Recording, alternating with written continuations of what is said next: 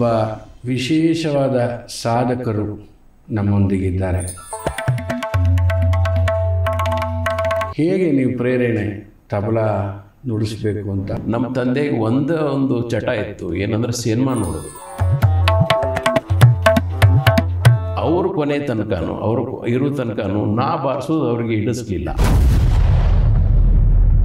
ಅದನ್ನು ನೋಡಿ ನಮ್ಮ ತಂದೆ ಒಂದು ಸಣ್ಣದೊಂದು ತಬಲಾ ಡಗ್ಗ ತಂದು ಕೊಟ್ಟರು. ಶೇಷಣ್ಣನ ಕೈ ಕಲ್ ಸಕ್ರಿ ಇದ್ದಂಗೆ, ಎಲ್ಲಿ ಕಡಿದ್ರೂ ಸಿಹಿ ಆಗ್ತಾವೆ. ಹಿಂಗೆ ತಬಲಾ ತಗೋ ಅನ್ನೋ ತನಕ ತೊಗೊಳ್ತಿದ್ದಿಲ್ಲ, ಯಾಕಂದ್ರೆ ಯಾವಾಗ ಏನು ಬೈದ್ಬಿಟ್ರೆ ಆ ತಲೆಮಾರಿನಲ್ಲಿ ಒಂದು ಅಡ್ವೆಂಚರಸ್ ಪ್ಲೇಯಿಂಗ್ ಅವರು.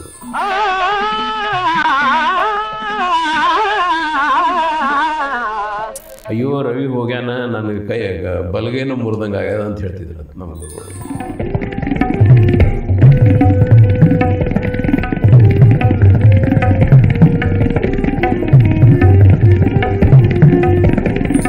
ನಮಸ್ಕಾರ ವೀಕ್ಷಕರೇ, ನಮ್ಮ ಹೊಸ ದಿಗಂತ ಡಿಜಿಟಲ್ ಹಾಗೂ ಆನೂರ್ ಅನಂತಕೃಷ್ಣ ಶರ್ಮಾ ಫೌಂಡೇಶನ್ ಇವೆರಡರ ಸಹಯೋಗದೊಂದಿಗೆ ಈ ಕರ್ನಾಟಕ ಶಾಸ್ತ್ರೀಯ ಸಂಗೀತ ಮತ್ತು ಹಿಂದೂಸ್ತಾನಿ ಶಾಸ್ತ್ರೀಯ ಸಂಗೀತದ ಮೇರು ವಿದ್ವಾಂಸರ ಸಂದರ್ಶನದ ಮಾಲಿಕೆ ಈಗಾಗಲೇ ನೀವೆಲ್ಲರೂ ನೋಡಿ ಇಷ್ಟಪಟ್ಟಿದ್ದೀರಿ. ಯಾರು ಬರೀ ನೋಡ್ತೀರಿ ಅವರು ಸಬ್ಸ್ಕ್ರೈಬ್ ಮಾಡಿ, ಇದನ್ನು ಹೆಚ್ಚು ಶೇರ್ ಮಾಡಿ. ಏಕೆಂದರೆ ಕೇವಲ ಶಾಸ್ತ್ರೀಯ ಸಂಗೀತಕ್ಕಾಗಿ ಈ ಸಂದರ್ಶನ ಮಾಲಿಕೆಯನ್ನು ಮಾಡ್ತಿದ್ದೀವಿ. ಇದಕ್ಕೆ ನಾವಿಟ್ಟಿರುವಂಥ ಹೆಸರು ಹೈ ನೋಟ್ಸ್ ಅಂತ. ಈ ಒಂದು ಸರಣಿಯ ಮುಂದುವರೆದ ಭಾಗವಾಗಿ ಇವತ್ತು ಒಬ್ಬ ವಿಶೇಷವಾದ ಸಾಧಕರು ನಮ್ಮೊಂದಿಗಿದ್ದಾರೆ. ಕರ್ನಾಟಕ ಕಲಾಶ್ರೀ ಪಂಡಿತ್ ರವೀಂದ್ರ ಯಾವಗಲ್ ಜಿ ಅವರು ಒಪ್ಕೊಂಡು ಬಂದಿರೋದೇ ನಮ್ಮ ಅದೃಷ್ಟ.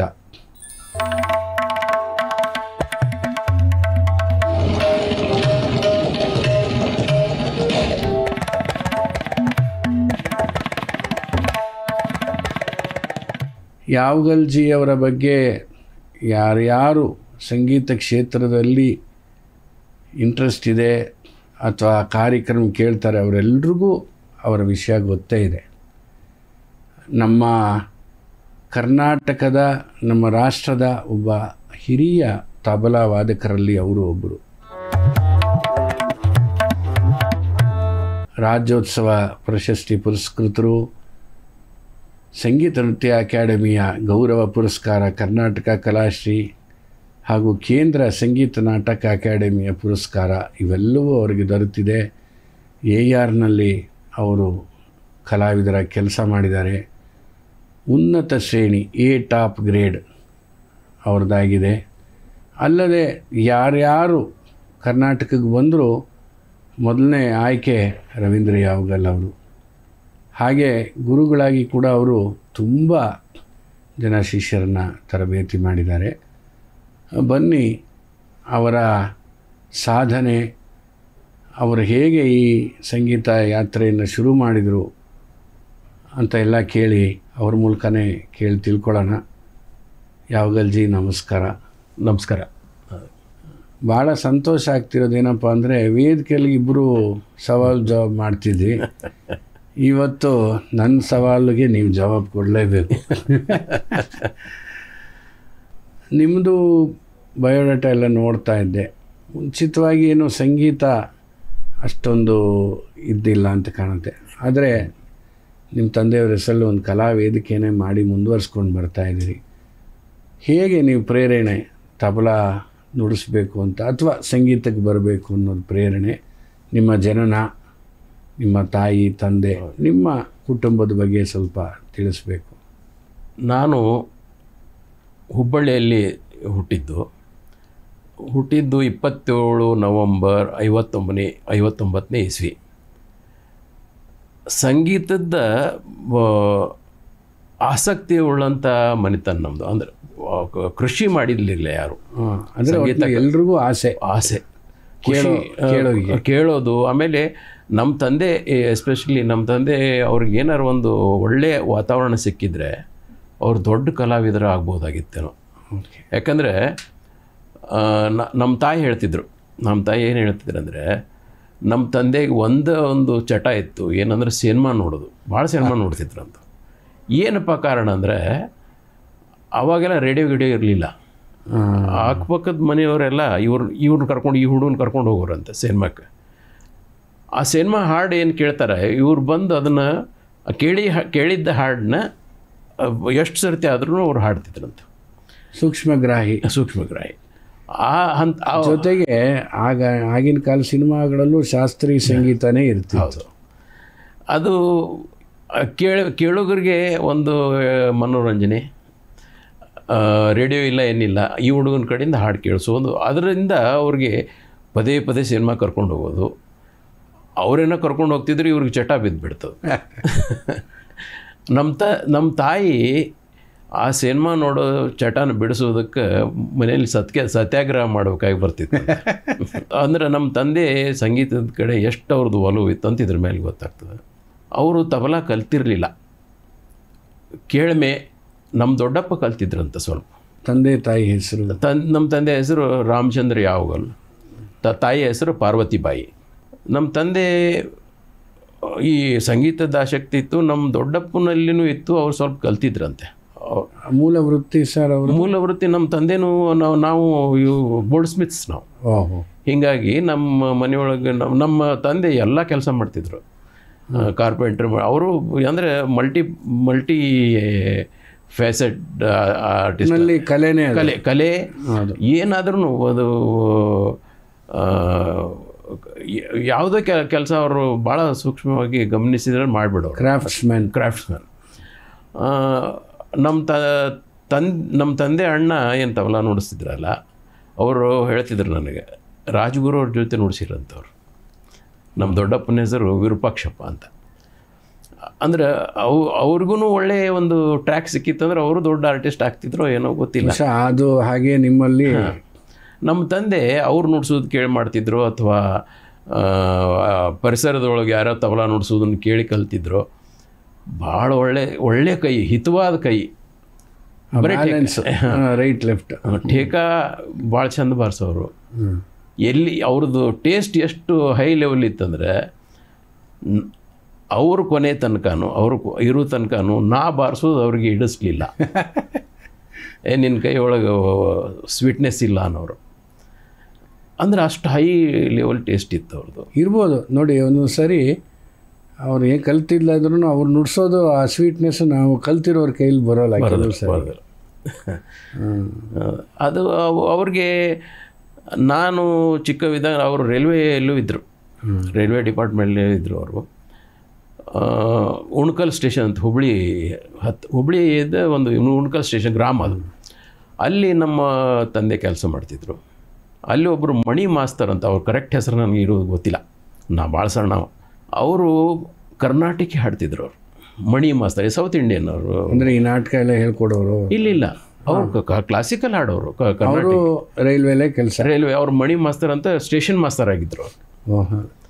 ಅವರೆಲ್ಲ ಈ ಕೀರ್ತನೆಗಳನ್ನೆಲ್ಲ ಹಾಡ್ತಿದ್ರು.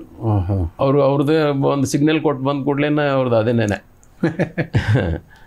ನಾನು ಅಲ್ಲಿ ನಮ್ಮ ಕ್ವಾರ್ಟರ್ಸ್, ಅಲ್ಲಿ ರೈಲ್ವೆ ಕ್ವಾರ್ಟರ್ಸ್ ಹೋಗಿದ್ವಲ್ಲ, ನಾವು ಅಲ್ಲಿ ಹೋಗಿ ಅಲ್ಲಿ ನಮ್ಮದು ಏನಂದ್ರೆ ಅವ್ರು ಅಲ್ಲಿ ಹೋಗಿ ಕೂತ್ಬಿಡೋದು. ಅವ್ರು ಹಾಡುವಾಗ ನಾನು ಟೇಬಲ್ ಬಾರಿಸ್ತಿದ್ದೆ ಅಂತ. ಅವರು ನಮ್ಮ ತಂದೆಗೆ ಹೇಳಿ, ಅವ ಏನೋ ರಿದಮಿಕ್ಕಾಗೇನೋ ನುಡಿಸ್ತಾನವ, ಏನೋ ಒಂದು ಸ್ವಲ್ಪ ಏನಾರು ನೋಡು ಅಂಥೇಳಿ ಹೇಳಿದ್ದಕ್ಕೆ ನಮ್ಮ ತಂದೆ ಏನೂ ಅಬ್ಸರ್ವ್ ಮಾಡ್ಯಾರ. ನಾನು ನಮ್ಮ ಮನೆಯೊಳಗಿದ್ದು ಇವೆಲ್ಲ ಕಾಳು ಕಡೆ ಹಾಕೋ ಡಬ್ಬಿ ಇರ್ತಾವೆ, ಅವನು ಬಡಿತಿದ್ದೆ. ಅದನ್ನು ನೋಡಿ ನಮ್ಮ ತಂದೆ ಒಂದು ಸಣ್ಣದೊಂದು ತಬಲಾ ಡಗ್ಗ ತಂದು ಕೊಟ್ಟರು. ಅವರಿಗೆ ತಿಳಿದಷ್ಟು ಎಲ್ಲನೂ ಹೇಳಿದರು ನನಗೆ.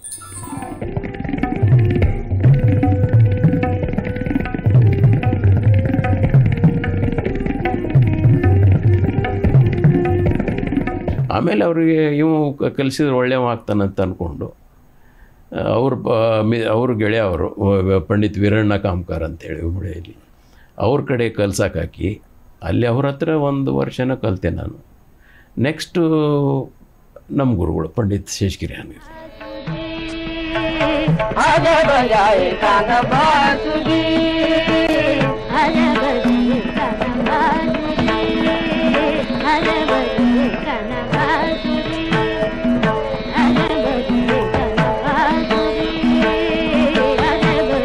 ಹಾಗೆ ಶೇಷಗಿರಿ ಪಂಡಿತ್ ಅವ್ರ ಹತ್ರ ಸೇರಿಸ್ಕೊಂಡ್ರಿ. ಗಂಗೂಪಾಯ ಹಂಗಲ್ ಮಾತಾಡೋಂಗಿಲ್ಲ. ಹೇಗಿತ್ತು ನಿಮ್ಮ ಅಲ್ಲಿ ಸೇರಿಕೊಂಡ್ಮೇಲೆ ನಿಮ್ಮ ಅಂದರೆ ಸಾಧನೆ, ಅವ್ರ ಪಾಠ ಹೇಳ್ತಾ ಇದ್ದಿದ್ದು ಹೇಗೆ? ನಾನು ಬಹುಶಃ ಈಗಿನ ಥರ ಇರಲ್ಲ, ಮಂಗಳವಾರ ಒಂದು ಸತಿ ಶುಕ್ರವಾರ ಒಂದು ಹಂಗಲ್ಲ ಅದು. ಇಲ್ವೇ ಇಲ್ಲ. ನಾನು ಅಲ್ಲಿ ಹೋಗೋದು ಇದು ಯಾವಾಗ ಒಂದು 60 ವರ್ಷದ ಹಿಂದೆ. ನಾನು 5th ಇದ್ದೆ, ಅಂದರೆ ನನ್ನ 12ನೇ ವಯಸ್ಸು, 5th ಸ್ಟ್ಯಾಂಡರ್ಡಲ್ಲಿ. ಹುಟ್ಟಿದ ಇಸ್ವಿನೇ ಹೇಳಲಿಲ್ಲ ನಮ್ಗೆ. 59. Very good. 1959. ಕೇಳಬಾರ್ದೋ ಏನೋ ಕೇಳ್ಬಿಟ್ಟೆ. ಏನಿಲ್ಲ, ಕೇಳ್ಬೋದು. ಅಂದರೆ ಒಂದು 60ನೇ ಇಸ್ವಿ ಹಾಗೆ ಶೇಷಗಿರಿ ಹಾನಗಲ್ ಸರ್ ಹತ್ರ. 60 ಅಲ್ಲ, ಸ್ವಲ್ಪ ಜಾಸ್ತಿ. ನನ್ನ 11ನೇ ವಯಸ್ಸಿಗೆ, ಅಂದರೆ 59 ಒಂದು 12 60 61 ಹಾಗೆ ಆ ಥರ. ಅವಾಗ ಅದಕ್ಕೂ ಕಾರಣ ಏನಂದರೆ ನಾನು ಇಲ್ಲಿ ಅವರು ಆಕಾಶವಾಣಿಲಿದ್ದರು. ಆಕಾಶವಾಣಿಯಲ್ಲಿದ್ದರು ಅವರು. ಹುಬ್ಬಳ್ಳಿ, ಧಾರವಾಡದಲ್ಲೇ ಇದ್ದರು.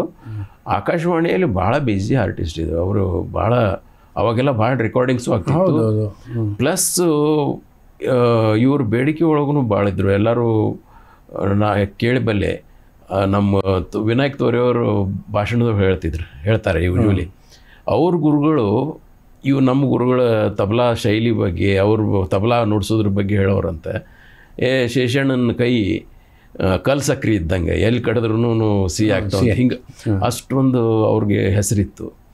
ಪ್ಲಸ್ ಗಂಗೂಬಾಯಿ ಅವರು, ಪೂಜ್ಯ ಗಂಗೂಬಾಯಿ ಹಾನಗಲ್ ಅವ್ರ ಜೊತೆ ಕಾಯಂ ನುಡ್ಸೋರು. ಅವರು ಸಿಕ್ಕಾಪಟ್ಟೆ ಬ್ಯುಸಿ, ಭಾಳ ಬ್ಯುಸಿ ಶೆಡ್ಯೂಲ್ ಇತ್ತು ಅವ್ರಿಗೆ.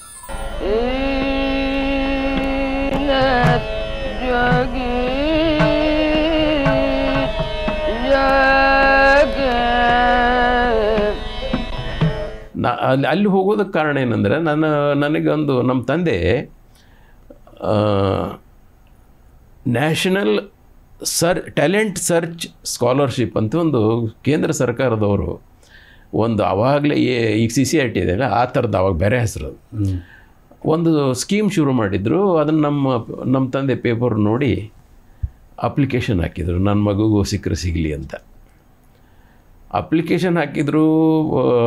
ಡಿಸ್ಟಿಕ್ ಲೆವೆಲ್ನಾಗ ಒಂದೇನೋ ಇದನ್ನು ಮಾಡಿದರು, ಕಾಂಪಿಟೇಷನ್ ಮಾಡಿದರು. ಅದರೊಳಗೆ ನಾ ಫಸ್ಟ್ ಬಂದೆ.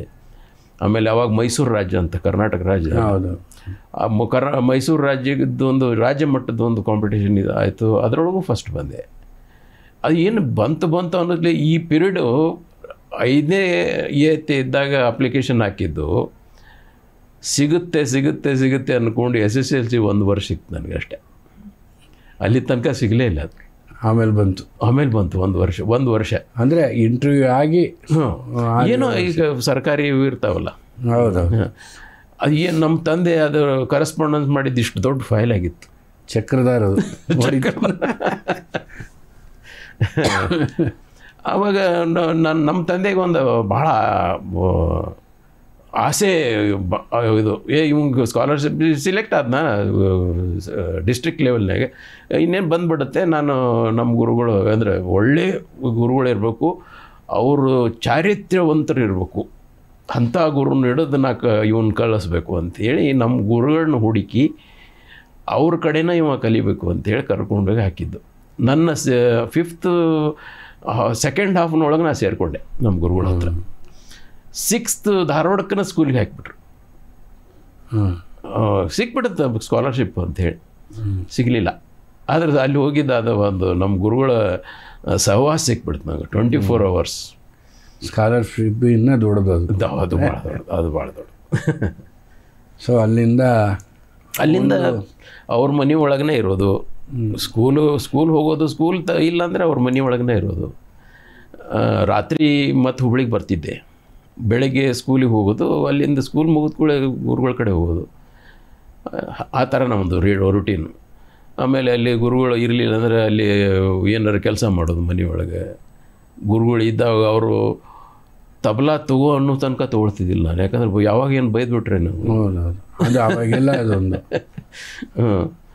ಆವಾಗ ಅವರು ಏನು ಹೇಳೋರು, ತಬಲಾ ಅಂದ ಒಂದು ಅವ್ರು ನಮಗರ ಅವ್ರು ನುಡ್ಸುವಂಥ ತಬಲಾ ಬಾರಿಸ್ಬೇಕಂತ ಭಾಳ ಖುಷಿ. ಅದು ಆ ಟೋನಲ್ ಕ್ವಾಲಿಟಿ ಅದನ್ನು ಮುಟ್ಟಾಗ ಕೊಡ್ತಿದ್ದಿಲ್ಲ ಅವರು. ಆಮೇಲೆ ಒಂದು ಯಾವುದೋ ಜೋಡಿ ಇಟ್ಟಿದ್ರು ನಮ್ಮ ಸಲುವಾಗಿ ಅಂಥೇಳಿ, ಅದು ಆವಾಜ ಬರ್ತಿರಲಿಲ್ಲ. ಅಂದರೆ ಅದ್ರಲ್ಲಿ ಆವಾಜ್ ಬಂದರೆ ಬೇರೆದ್ರಲ್ಲಿ ಬರುತ್ತೆ ಅಂತ. ಆಮೇಲೆ ಒಂದು ಚಾಪೆ ನಾ ಕೂತ್ಕೊಳ್ಳೋ ಅಷ್ಟು, ನಾನು ಮತ್ತು ತಬಲ ಅಷ್ಟು ಕೂತ್ಕೊಳ್ಳೋ ಅಷ್ಟು ಹಾಸಬೇಕು, ಅದಕ್ಕಿಂತ ದೊಡ್ಡದು ಹಾಸಬಾರ್ದು. ಹಿಂಗೇನೇನು ಅಲಿಖಿತ ನೇಮಗಳಿದ್ದು. ಅಲ್ಲಿ ಕೂತು ಬಾರಿಸಂದಾಗ ಬಾರಿಸೋದು, ನಿಲ್ಸ್ ಅನ್ನೋ ತನಕನೂ ಬಾರಿಸ್ಬೇಕು, ಅದು ನಾನ್ ಸ್ಟಾಪು. ಅವ್ರು ಬಾರಿಸಂತ ಅಂತ ಕೂತ್ಕೊಳ್ಳೆ ಕುಂದ್ರೋದು, ನಿಲ್ಸ್ ಅನ್ನೋ ತನಕ ಬಾರಿಸ್ಬೇಕು ನಾವು. ಅದು ಅರ್ಧ ಗಂಟೆ ಇರ್ಬೋದು, 1 ಅವರ್. ಏನದು ಮಲ್ಕೊಂಡ್ಬಿಡುತ್ತೆ, ನಿದ್ದೆ ಬಂದುಬಿಟ್ಟಿರ್ತೈತೆ ಅವ್ರಿಗೆ. ಯಾಕಂದರೆ ಅಷ್ಟು ಹೆಕ್ಟಿಕ್ ರುಟೀನ್ ಅವ್ರದ್ದು. ಅದು ನಿಲ್ಸೋಕ್ಕಾಗಲ್ಲ, ಆಜ್ಞೆ ಆಗ್ಬಿಟ್ಟದು. ನಿಲ್ಸಿದ್ರೆ ಅವ್ರು ಕೇಳಿಲ್ಲ, ತಬಲಾ ಕೇಳಿಲ್ಲ ಅಂದ ಕೂಡಲೇ ಏನಾಯ್ತು ಅಂತ ಕೇಳೋರು.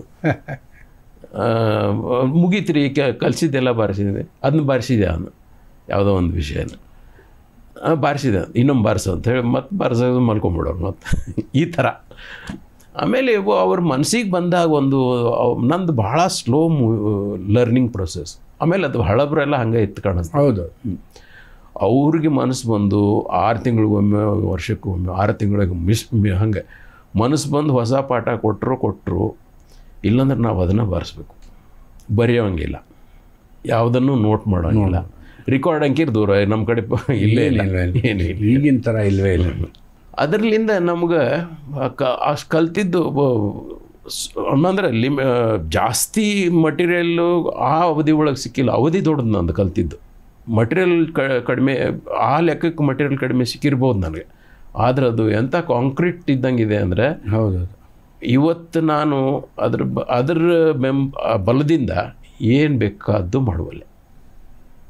ಹಂಗೆ ಅದೇನು ನೋಡ್ರಿ, ಅದೇ ನಾನು ಯಾವಾಗಲೂ ಹೇಳ್ತಾ ಇರ್ತೀನಿ, ಒಂದು ಇನ್ಶೂರೆನ್ಸ್ ಪಾಲಿಸಿ ತೊಗೊಂಡ್ರೆ ಪ್ರೀಮಿಯಂ ಕಟ್ದಂಗೆ ಅದೆಲ್ಲ ಆ ದಿನಗಳು. ಆವಾಗ ನಮ್ಗೆ ಅನಿಸಲ್ಲ. ಒಂದು 10 ವರ್ಷ ಆದಮೇಲೆ ಆ ಡಿವಿಡೆಂಟು ಅವಾಗ ಗೊತ್ತಾಗತ್ತೆ. ಅವಾಗ ಗುರುಗಳು ಯಾಕೆ ಹೇಳ್ತಿದ್ರು, ಯಾಕೆ ಅಷ್ಟು ನುಡಿಸಿ ಸ್ಟ್ಯಾಮಿನಾ ಒಂದು, ಮತ್ತು ನಾದ, ಯಾವ ಏಟು ಚಾಟಿ ಮೇಲೆ ಬಿಡಬೇಕು, ಯಾವುದು ಶಾಯಿ ಮೇಲೆ ಬಿಡಬೇಕು, ಡಗ್ಗ ಹೇಗೆ ಬರಬೇಕು, ಪ್ರತಿಯೊಂದು ಅದು ನಮಗೆ ಬಂದಿರ್ತದೆ ನೋಡ್ರಿ. ಇವಾಗ ಹಂಗಾಗಲ್ಲ, ಹುಡುಗರು ಬೇಜಾರು ಬಂದು ನಮಗೆ ಬೇಜಾರು ಅಂದರೆ ಅಳು ಬಂದ್ಬಿಡೋದು ನನಗೆ. ಏನು ಹೇಳೋದನ್ನೇ ಇಲ್ಲ, ಪಾಠನೇ ಹೇಳೋದಿಲ್ಲ. ಸುಮಾರು ಎಷ್ಟು ವರ್ಷ ಅವ್ರ ಹತ್ರ? ಕೊನೆ ತನಕನು ಅವರು ಇರೋ ತನಕ, ಅಂದರೆ ಕೊನೆ ತನಕ ನಾನು ಅಲ್ಲಿ ಹೋಗಲಿಲ್ಲ ಅಂದ್ರೂ ಪಾಠ ಇರೋದನ್ನು ಅಲ್ಲಿ ಹೋಗಿ ಅವರು ಇಲ್ಲಿದ್ದರು. ಅವರು ಬೆಂಗಳೂರಿಗೆ ಬಂದಿದ್ದರು. ನಮ್ಮ ಅಜಯ್ ಅವ್ರ ಮಗ ಅಜಯ್ ಇಲ್ಲಿ ಶಿಫ್ಟ್ ಆಗಿದ್ದ ಅವರು. ಆದರೆ ಅವರು ಇದ್ದಲ್ಲಿ ನಾವು ಹೋಗೋದು ಇದ್ದಿದ್ದೇನೆ. ಅಲ್ಲ ಬಿಡಿ, ಕಲಿಕೆ ನಂತರ ಅದು ಅವರು ಅಂದರೆ ಅಲ್ಲಿ ಧಾರವಾಡದಲ್ಲಿ ನಾನು ಆಕಾಶವಾಣಿ ಅಪಾಯಿಂಟ್ಮೆಂಟ್ ಆಗೋ ತನಕ ನಾನು ರೆಗ್ಯುಲರ್ ಹೋಗೋದು ಅಲ್ಲೇ ಇದ್ದು ಧಾರವಾಡದಲ್ಲಿ. ಬಟ್ ಅಪಾಯಿಂಟ್ಮೆಂಟ್ ನಿಮ್ಗೆ ಬೆಂಗಳೂರಿಗೆ ಆಯ್ತು 81 ಡಿಸೆಂಬರ್ ಅಥವಾ 82 ಅಂತ ಇಟ್ಕೊಳ್ರಿ. ನೀವು ಬಂದಿದ್ದು ನಾನು ಚೆನ್ನಾಗಿ ಗೊತ್ತಿದೆ. 82 ಒಳಗೆ ಬಂದೆ ನಾನು. ಅಲ್ಲಿ ತನಕ ನಮ್ಮ ಗುರುಗಳ ಮನೆ ನಮ್ಮದು ಸೆಕೆಂಡ್ ಮನೆಗೆ ಮಲ್ಕೊಳ್ಳೋಕಷ್ಟೇ ಹೋಗೋದು ನಾನು ಮನೆ ಹುಬ್ಳಿಗೆ. ಇಲ್ಲಾಂದ್ರೆ ನಮ್ಮ ಗುರುಗಳ ಮನೆಯೊಳಗೆ ಇರೋದು ಬೆಳಗಿನಿಂದ ಸಾಯಂಕಾಲ ತನಕ. ಚಾಯ್ ಊಟ ಎಲ್ಲ ಎಷ್ಟೆಲ್ಲ ಅಲ್ಲಿ ನೋಡಿ. ಅದು ಆಗಿನ ಕಾಲ ಅದು. ಆದರೂ ಅವ್ರದ್ದು ದೊಡ್ಡ ಸಾಧನೆ. ಅವರ ಒಂದು ಕಾಲಿನ ತೊಂದರೆ ಇದ್ರೂ ನಾನು ಅವ್ರ ಹತ್ತು ಕೂತ್ಕೊಳ್ಳೋವರೆಗೂ ಒಂದು ಅಂತರ ಆಗೋದು. 3-4 ನೇರ ಕಾರ್ಯಕ್ರಮ ಹಾನಗಲ್ ಗಂಗೂಬಾಯಿ ಅವ್ರದ್ದು ನೋಡಿದ್ದೆ ನಾನು. ಆದರೆ ಆ ಟೇಕ ಹಿಡಿಯೋದಾಗಲಿ, ಆ ಸಾತು, ಆಮೇಲೆ ಲಯ ಬಿಗಿ ಅದೆಲ್ಲ ನೀವು ಹೇಳಿದ್ರೆ ಕಲ್ಸಕ್ರೆಗೆ.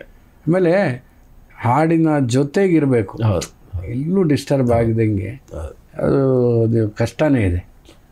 ಇನ್ನೊಂದು ನಾನು ಅಬ್ಸರ್ವ್ ಮಾಡಿದಂಗೆ ಆ ತಲೆಮಾರಿನಲ್ಲಿ ಒಂದು ಅಡ್ವೆಂಚರಸ್ ಪ್ಲೇಯಿಂಗ್ ಅವ್ರದ್ದು, ನಮ್ಮ ಗುರುಗಳದು.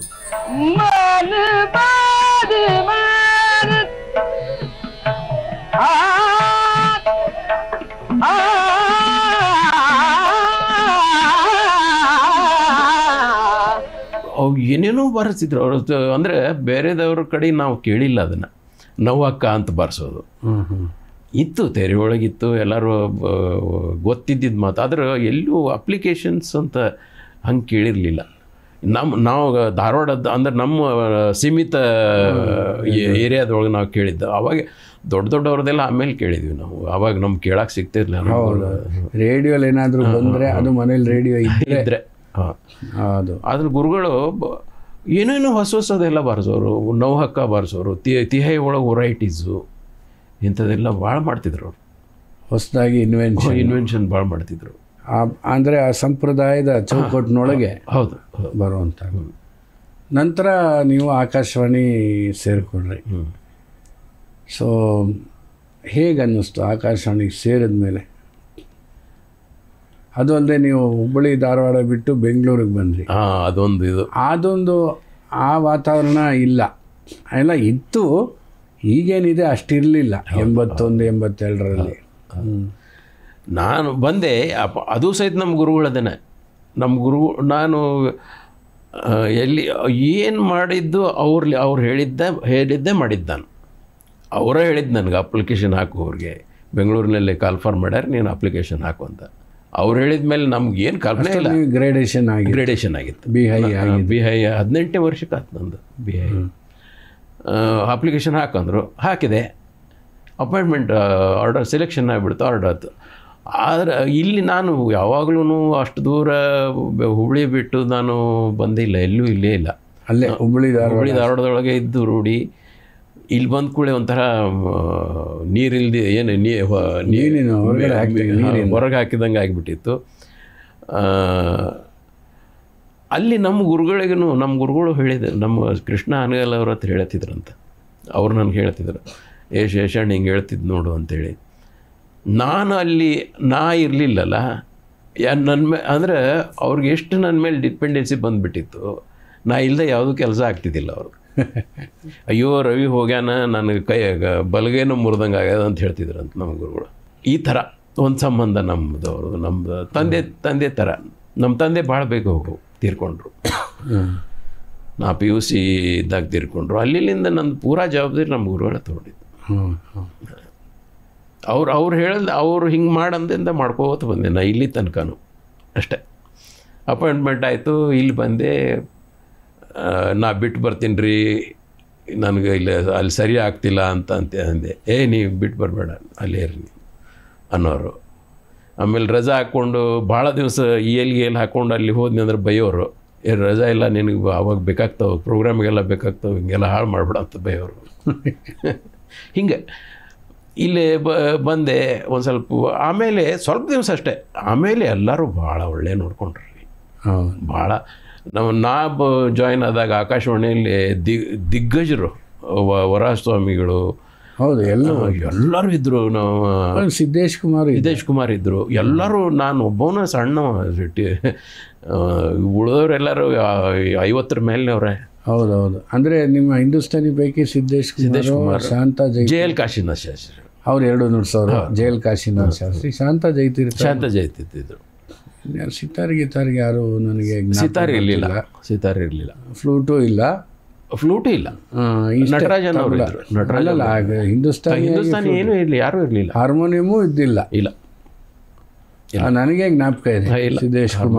ಸಿದ್ದೇಶ್ ಕುಮಾರ್ ಇದ್ರು. JL ಕಾಶಿನಾಥ್ ಶಾಸ್ತ್ರಿಗಳು 2 ನುಡ್ಸೋರು ಅಲ್ವಾ? ಮತ್ತೆ ದೊರೆಸ್ವಾಮಿ ಅಯ್ಯಂಗಾರರು, ಶ್ರೀಕಂಠ. ದೊರೆಸ್ವಾಮಿ ಅಯ್ಯಂಗಾರ್ ಅವರು ರಿಟೈರ್ ಆಗಿದ್ರು, ಶ್ರೀಕಂಠನವರು ರಿಟೈರ್ ಆಗಿದ್ರು. ಇನ್ನೊಂದು ಸ್ವಲ್ಪ ಇದ್ರೇನೋ. ರಿಟೈರ್ ಆಗಿದ್ರು. ಅದು ಜಸ್ಟ್ ರಿಟೈರ್ ಆಗಿದ್ರು. ಇವರು ನಮ್ಮ HK ನಾರಾಯಣ ಅವರು ಪ್ರೊಡ್ಯೂಸರ್. ನಾರಾಯಣ ಅವರು, VS ರಾಜಗೋಪಾಲು ನಮ್ಮ ಮೇಷ್ಟ್ರು. ನಿಮ್ಮ ಮೇಷ್ಟ್ರು ಆಮೇಲೆ ಜಾಯ್ನ್ ಆಗಿದ್ದು. ಅಂದರೆ ಆಕಾಶವಾಣಿ ಅನ್ನೋದು ಒಂದು ಸಂಗೀತದ ಸಂಸ್ಥೆ ಆಗಿತ್ತು.